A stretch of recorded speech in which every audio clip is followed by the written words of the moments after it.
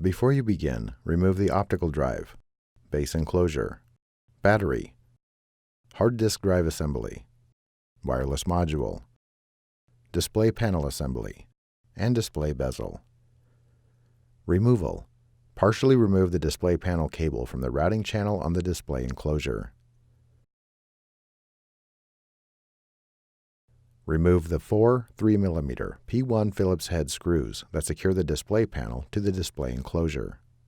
Lift the display panel off of the alignment pins and place it face down in front of the display enclosure.